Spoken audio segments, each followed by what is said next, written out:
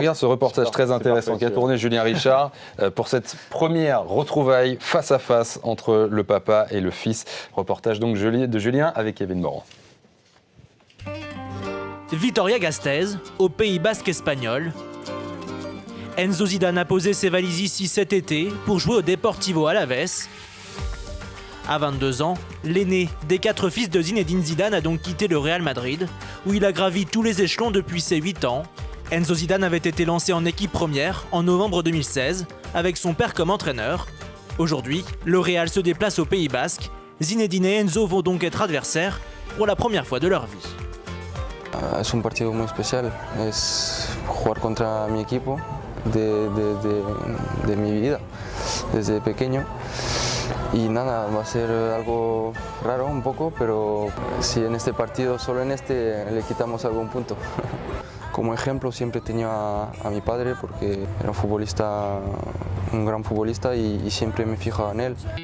Après avoir grandi à Madrid, dans l'ombre de son illustre père, le milieu de terrain s'émancipe et veut se faire un prénom avec Alavés.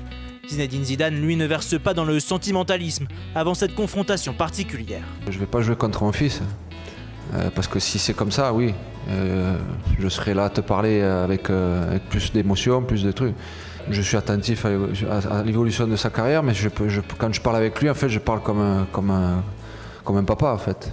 Cette relation, je veux que ce soit que celle-là. Quand il était là l'année dernière avec moi, il y avait autre chose. Aujourd'hui, c'est que ça. Comme son père, Enzo Zidane évolue au poste de meneur de jeu et connaît des débuts timides dans l'équipe basque. Pour l'instant, il n'a joué que 71 minutes sur 2 matchs, suivi de près par le journaliste Roberto Bascoy. Les gens pensaient qu'il allait arriver avec le statut de star, alors qu'en fait, il est arrivé avec beaucoup d'humilité. De ce qu'il nous a montré, c'est un joueur très technique, de très grande qualité, même s'il n'est pas encore mûr. Et avec cette jeunesse, il a quelques carences qui sont surtout défensives, parce qu'il regarde beaucoup vers l'attaque et pas autant vers la défense. Quand il aura amélioré cela, il deviendra un joueur important d'Alavés. Enzo sait clairement que son futur professionnel passera parce qu'il sera capable de démontrer comme footballeur.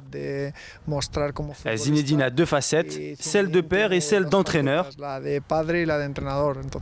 L'entraîneur ne participe pas à la carrière d'Enzo. Le père, j'imagine, qu'il a son mot à dire et que les conseils qu'il donne, Enzo en prend particulièrement compte. À la peña des supporters du Deportivo Alavés, on attend forcément beaucoup d'un joueur qui s'appelle Zidane, mais les fans veulent en voir plus avant de se faire une idée. De ce que j'ai vu, ça a l'air d'être un bon joueur techniquement. Mais pour jouer à Alavés, il faut quelque chose en plus. On est un peu déçus, mais on doit attendre qu'il joue plus. Et on verra ce qu'il vaut comme joueur. On voudrait tous qu'il imite son père. Il ne faut pas comparer le père et le fils. Enzo doit démontrer par lui-même ce dont il est capable et s'il a vraiment le niveau pour jouer au foot. Pues a la afición deciros que daros las gracias por apoyarnos en cada momento y deciros que os necesitamos más que nunca. Le Deportivo Alavés d'Enzo Zidane vit un début de saison catastrophique, avec 5 défaites en autant de matchs et aucun but marqué. Les Basques espèrent jouer un mauvais tour au Grand Real Madrid d'un autre Zidane. Éric, la voix. Ah, c'est impressionnant. C'est impressionnant.